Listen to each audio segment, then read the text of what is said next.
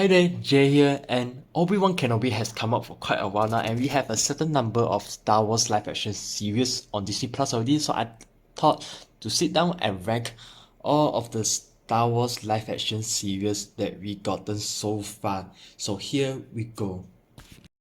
In the last place is the Book of Boba Fett, and while this series does have great moments, this series lacks focus, balance, and momentum. The first 4 episodes of the series is focused on Boba Fett, the main character and the title character, but it relies too much in the past. I personally wanted to know what was going on in the present, but it relies so much on the past that it kind of lost me there. And then when I thought that we are finally getting to the present, the next 2 episodes is focused on the Mandalorian. And while those are my favorite episodes of this series, it doesn't make sense because the show is named The Book of Boba Fett.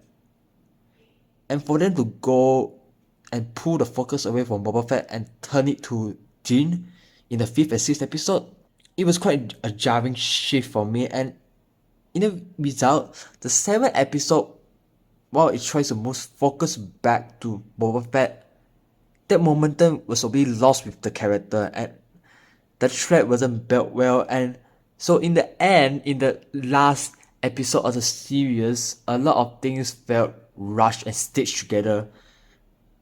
So the entire series as a whole, I would say it was weirdly paced, even though I did enjoy some bits of it.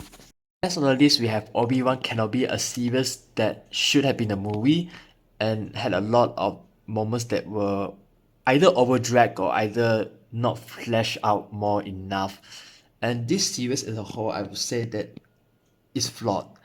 There are a lot of writing flaws, a lot of moments that are questionable, even though the good outweighs the bad here, because there were a lot of moments in the series that were great and they were shot well. And I would say that this series was just inconsistent and it needed more focus on Obi-Wan. While the show is titled Obi-Wan Kenobi, and the focus is there, but sometimes I feel like the side characters might take too much away from the main character, specifically Leia, and that is why I think that this series should have been a movie, because the story that it tells is more suitable for a movie. That's just my opinion. So yeah. And now let's get to the first place, which is The Mandalorian. And what I like about the series so much is that they finally gotten out of the Skywalker saga. Well, not completely, but they gotten out of it and stepped into a new territory, Western style in space. We see bounty hunting, we see a lot of aspects that we didn't get to see before, and this series is just feels fresh.